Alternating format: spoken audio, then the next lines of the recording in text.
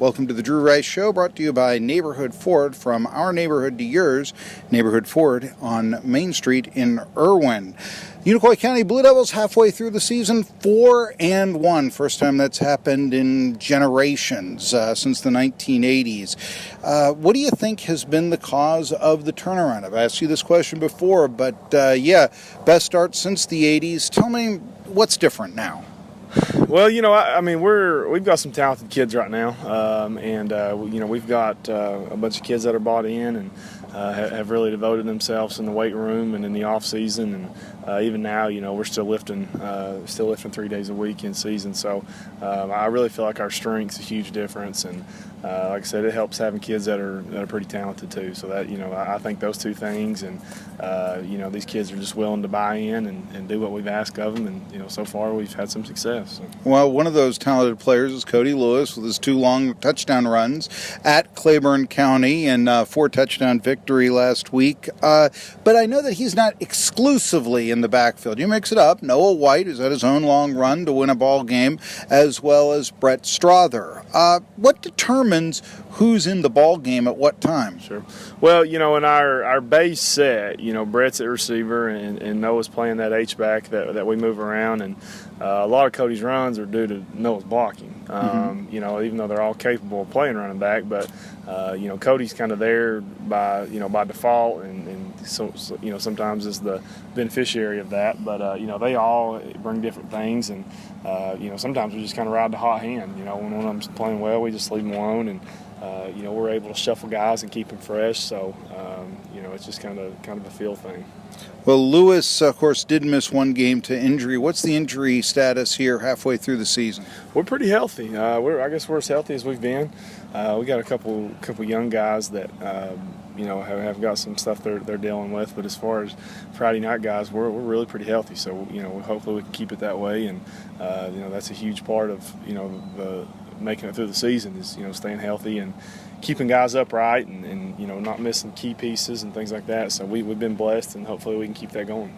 I know Irwin couldn't play against Claiborne County. He was hurt, which was an opportunity for a young lineman, big guy that I know that in future seasons I'm sure you have some high hopes for in all this. But who else, perhaps JV players or even starters, are hurt?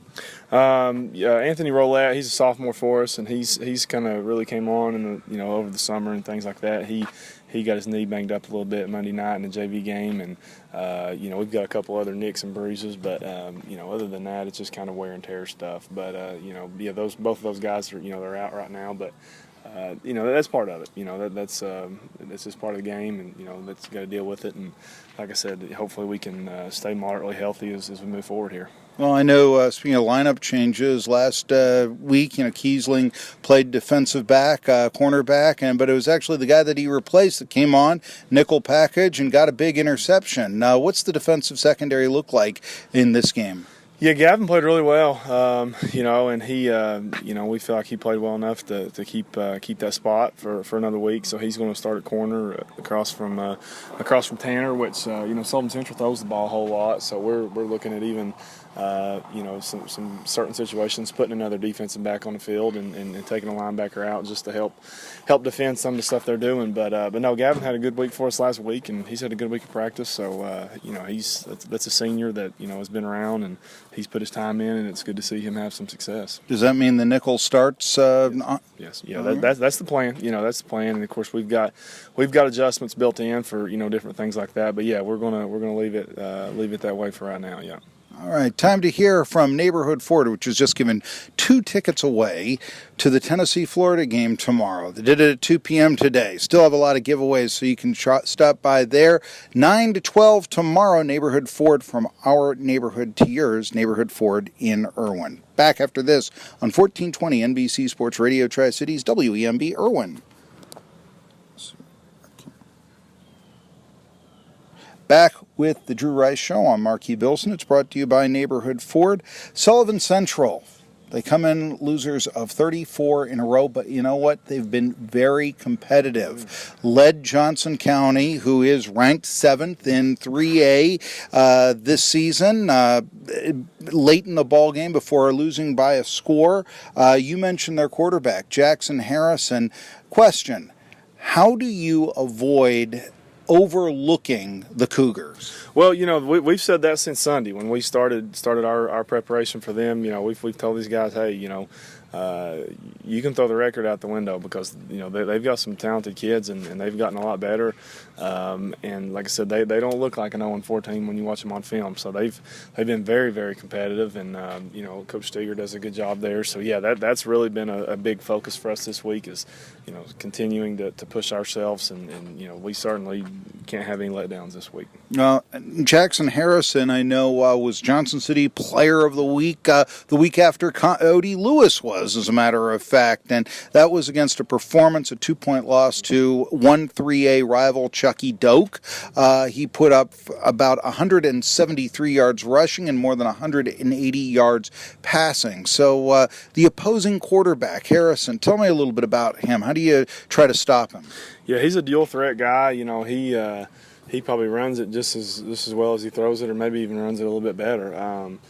So we've spent all week preparing for him, and he's a good football player, and he played all last year, and he's a senior quarterback that's got a lot of experience. So, like I said, I've got a lot of good things to say about him, and they've really done a good job of improving, and like I said, on film they're very impressive. So that's been our focus all week is stopping him.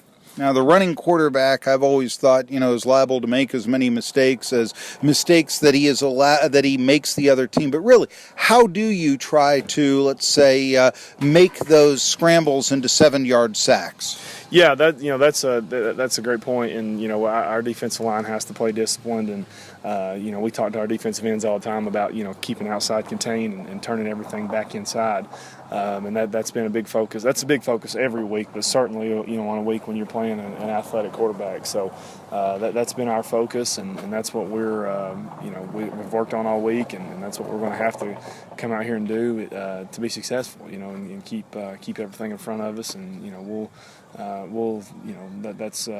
that's our focus. So we've got to be able to do that. Do you think that going with an extra defensive back, not in the box, actually is conducive maybe to more scrambling? That's why we've got both in there. That's why we've got both in there is to have the ability to do either what, to hopefully keep him contained, and they've got some big play guys, and they try to throw the ball down the field, and certainly the quarterback can make the long run and things like that. So our idea is just to kind of keep everything in front of us, and let's come up and tackle. So that's kind of our mindset and what we're going to try to do. All right, now, people have talked about the slow start Unicoi County has gone on.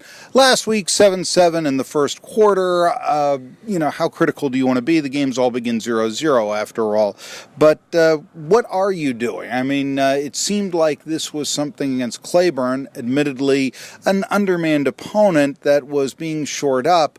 But what are you trying to do to come off to fast starts and avoid some of those 2-touchdown deficits that, say, were experienced against South Green? Well, that's certainly, like we've talked about that since after the South Green game, having good starts. But on the other hand, I guess the glass half full approach is I feel like we make pretty good in-game adjustments. Mm-hmm. And certainly every week we do this and other teams do this. They try to. You try to do something you haven't shown on film that other people aren't, necessarily prepared for. So a lot of times that's the case, and once we get adjusted to it, we kind of settle in and play better. But yeah, like I said, it wasn't a bad start. We certainly finished strong, but yeah, I would love to. Jump up on somebody, 14-0 in the first quarter and then not be playing catch up or going back and forth that whole first half. But yeah, like I said, that's still a mystery to us. And like I said, thankfully we've been on the beneficiary of 4 wins, with that happening from time to time. But like I said, that's a continued focus for us. Could there be a problem in the center of the box? I know that it seems like in some of these slow starts, the other team has been able to run the ball up the middle. Certainly that was the case against Happy Valley. And then, as you mentioned, adjustments are made later on. But is there a concern at all, the play in the center of the box for Unicoi County, Drew Rice? Not really. We're certainly aware of that's, what if you're sitting there and watching the game where it, certainly looks like we're a little bit vulnerable. But as the game goes on, I think our conditioning kind of really takes over. And if you watch the second half of a lot of our games, people really have trouble blocking us. We really start getting some quarterback hurries and some sacks and causing turnovers. So I think a lot of that is, again, is a product of our conditioning. But again, yeah, I would love to, like I said, come out and have a kind of a dominating start. But like I said, we're just going to we're going to keep doing what we've been doing and evaluate it as we go. And we've got to be ready to play for sure. Still not too late to go on Facebook, pick the final score of this game and the winner to get the $20 gift certificate from Irwin KFC. But this broadcast of the Drew Rice Show has been brought to you by Neighborhood Ford. From our neighborhood to yours, Neighborhood Ford in Irwin.